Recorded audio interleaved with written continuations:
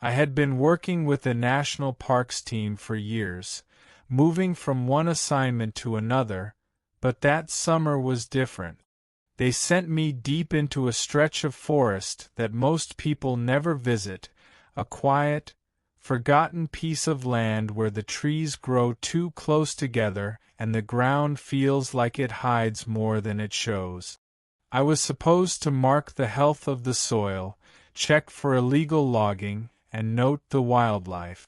On paper it sounded simple. In reality, those woods had a way of making you feel watched even when you were alone. I parked my vehicle on a dirt track, then walked in with only a small pack, a map, and a notebook. The air was thick and still. Birds sang once in a while, but mostly it was quiet enough that I could hear my own shoes pressing down on the dry grass. After an hour of walking and making notes, I stopped to rest under a tall tree with yellow bark peeling in strips.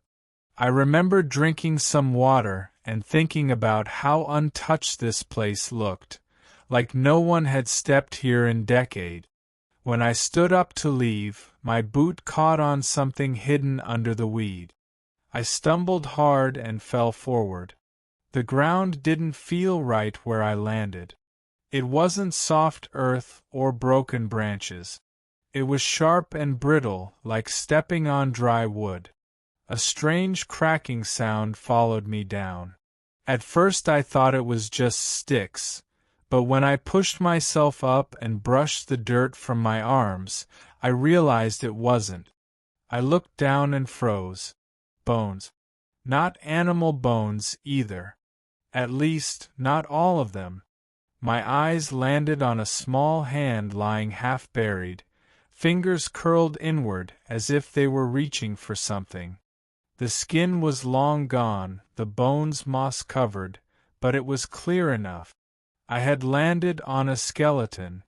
For a moment I tried to convince myself it belonged to a monkey. There were monkeys in that part of the forest, and their bones weren't too different from ours. But then I saw the skull lying sideways in the grass. Human. No doubt about it. The empty sockets stared back at me, and the feeling that I had stepped into someone's grave nearly stopped my breathing. I stood up and backed away, whispering a prayer under my breath.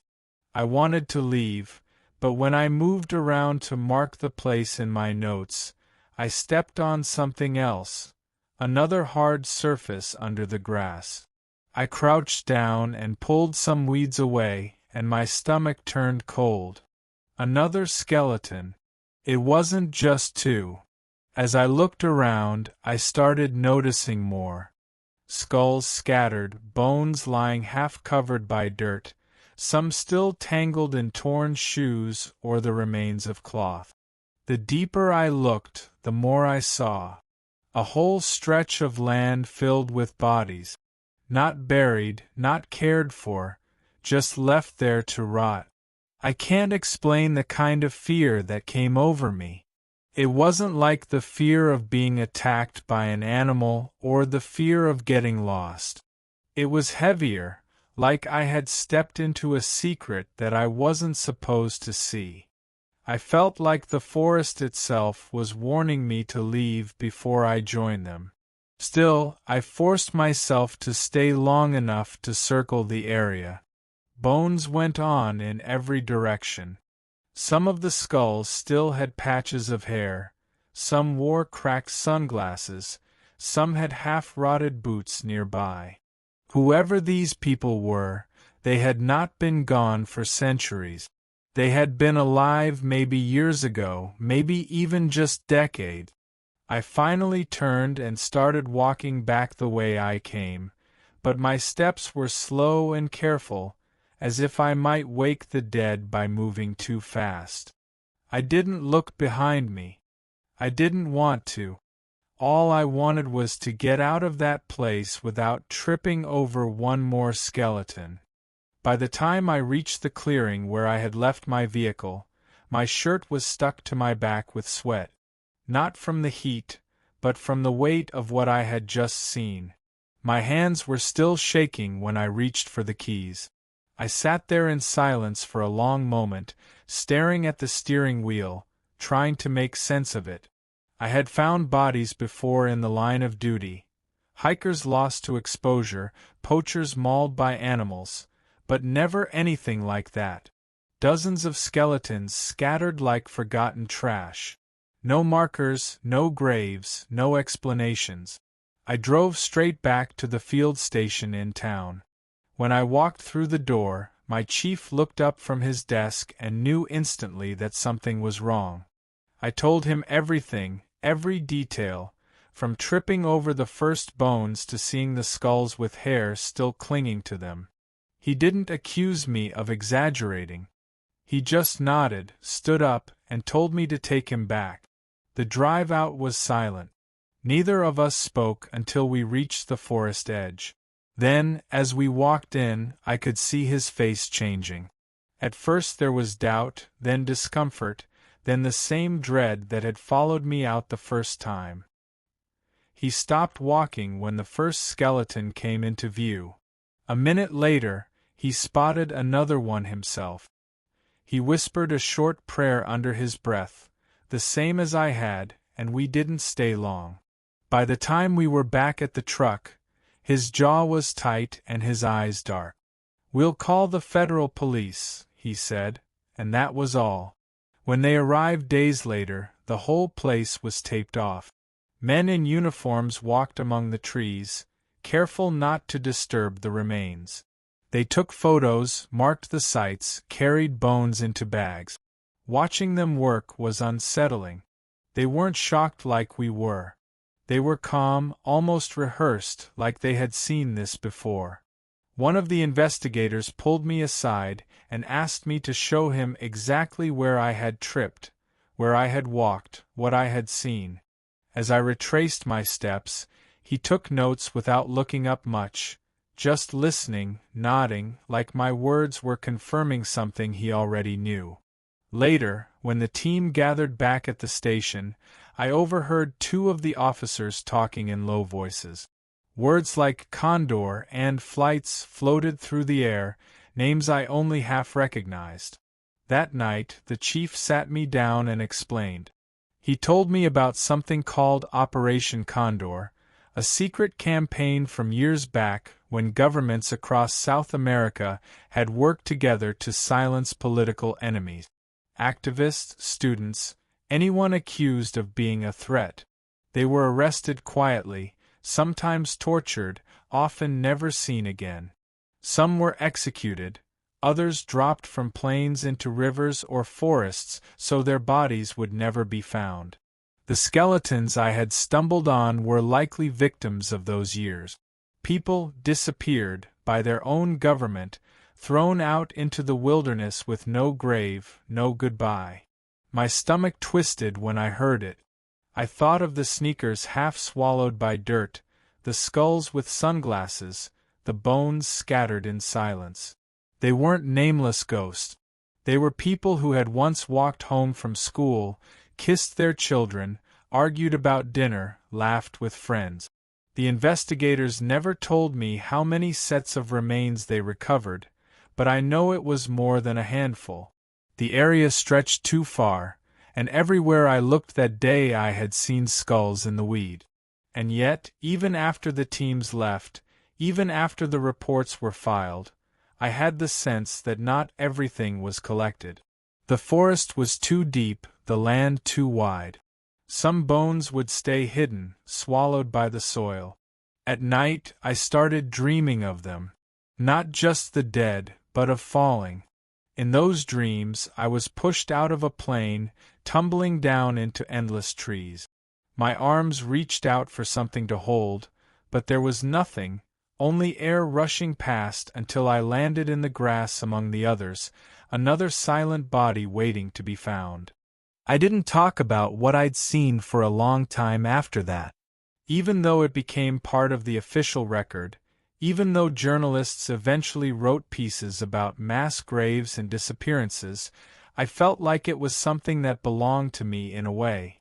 I was the one who tripped, who landed on those bones, who first felt the weight of that silence. And no matter how many reports were filed, the images stayed sharp in my head. Months passed, and my work went on. Different forests, different surveys, but nothing felt the same. Every time I pushed through tall grass, I expected to see a skull beneath it. Every time I stumbled on a branch, I braced for that brittle crunch. The forest wasn't just alive anymore, it was filled with the possibility of ghosts.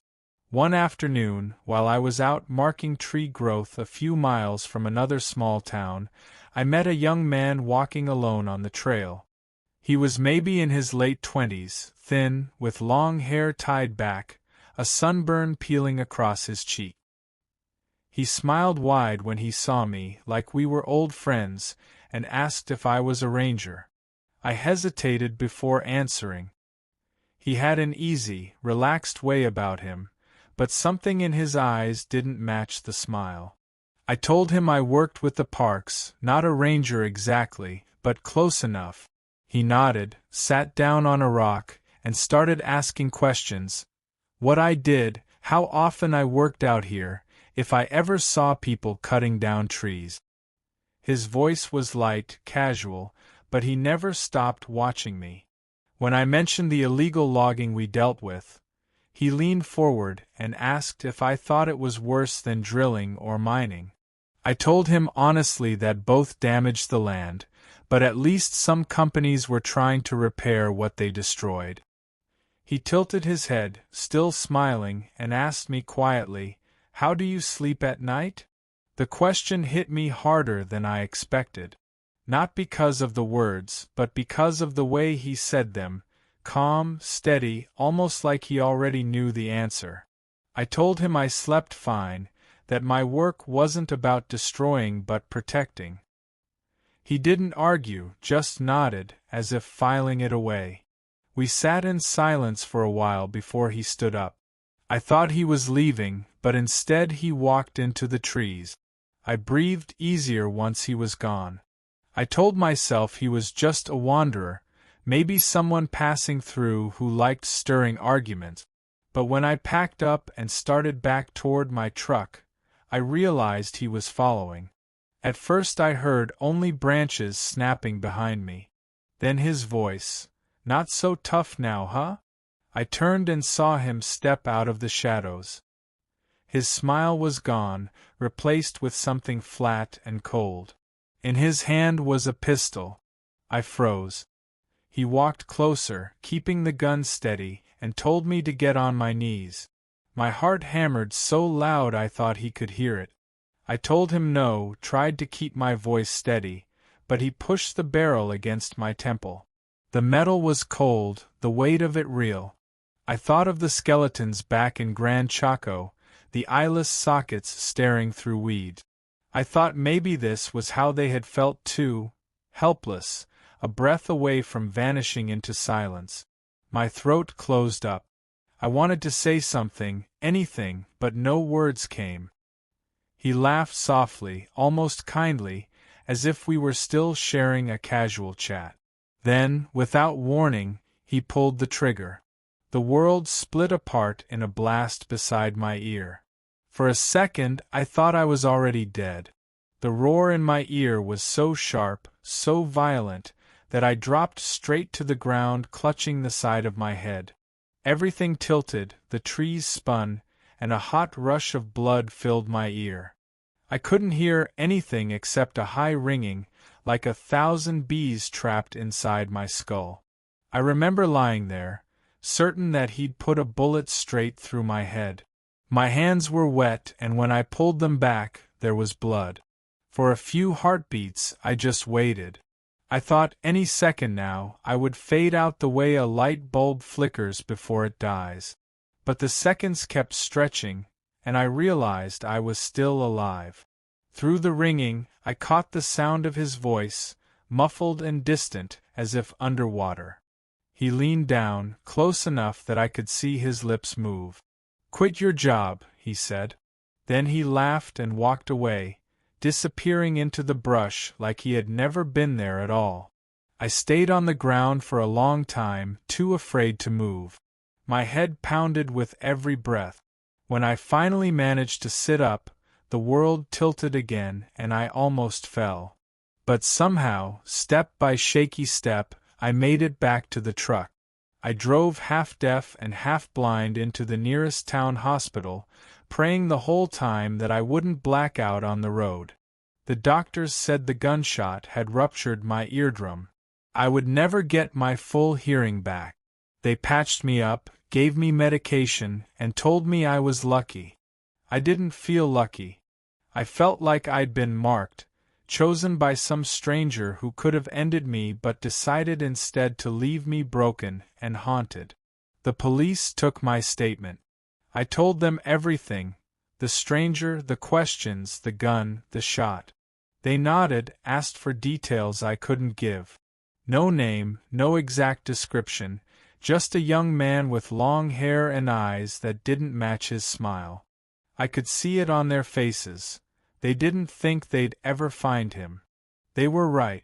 Weeks turned into months and there was no word. Nobody matching that description.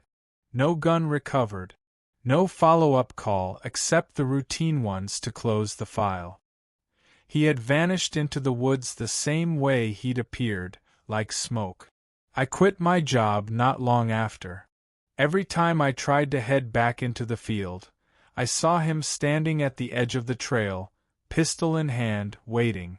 My body froze, my palms sweated, my heart pounded. I couldn't do it anymore. The land I once loved had turned into a place filled with hidden threats. But what stayed with me more than anything was that single question: how do you sleep at night? I still heard it when I closed my eyes. It echoed in my dreams, mixing with the faces of the skeletons in Gran Chaco, with the ringing in my ear, with the sight of his cold smile. The wilderness had always been a place of beauty to me, vast and untouchable. Now it was something else, wide enough to hide bodies, deep enough to swallow people whole, silent enough for a man with a gun to walk away without a trace. I told myself I'd move on, find something safer, something that didn't involve isolation or shadows. But even away from the forest, even in crowded streets, I felt eyes on me sometimes. Passing strangers would smile in that same easy way, and I'd wonder if he was still out there, watching, waiting, carrying the same pistol. Years passed, but the memories never left. I built a quieter life, working small jobs that kept me close to town, close to people. Yet, no matter how far I tried to step away, the wilderness always found its way back into my mind. A song on the radio would remind me of the silence between trees. The crack of fireworks in the distance would send a shiver down my spine, pulling me back to that single gunshot near my ear. I thought I was done with it, until one evening, a friend invited me to help with a small survey near the edge of a new protected zone. "Nothing dangerous," he said, "just counting markers, no deep hikes." I almost refused, but something inside me whispered that it was time. I couldn't keep running forever. So I agreed. We drove out the next morning. It wasn't far, only a couple of miles from the highway, but the moment we stepped under the canopy, I felt the old weight settle on my chest. The smell of pine, the crunch of dry branches, the hush of wind, it all came back in an instant. My friend walked ahead, talking about measurements and boundaries, but his words faded into the background. I wasn't listening. I was watching the ground, expecting bones to rise through the weeds, expecting shadows to move between the trunks. Halfway through the route, we stopped by a small clearing. My friend crouched down to note the coordinates while I stood at the edge, scanning the tree line. That was when I saw it. Not a person, not a shape, but a flash of white hanging from a low branch. I walked closer, heart racing. It was a backpack, weathered and torn, straps frayed, half-eaten by mold. It was almost identical to the ones we'd carried years ago, My knees felt weak. I reached out, but stopped myself. Touching it felt wrong, like disturbing a warning left behind. I called my friend over. He frowned, took a photo, and said we'd report it later. To him it was just an old bag. To me it was proof. Someone else had walked this path, maybe recently, maybe long ago, and they hadn't made it back. That night I couldn't sleep. I kept seeing the eyeless skulls in the grass, the stranger's smile, the crosses I'd heard rumors about in Alaska, the painted face in Idaho stories. I realized then that my story wasn't just mine. The wilderness carried countless others. People who vanished, people who were silenced, people who never got the chance to walk back out. I had only glimpsed pieces of a much larger truth. And yet, beneath the fear, there was something else. A kind of duty. Those skeletons I stumbled on were found because of me. Families somewhere had answers because of that. Maybe the land wanted me to see, to carry those stories out of the forest and into the world. Maybe that was why I was spared when the gun was pressed to my head, because someone had to remember, someone had to speak. I don't go into the deep woods anymore, not the way I used to. But when I drive past endless trees stretching out to the horizon, I can't help but look and wonder. How many secrets are still lying under the leaves?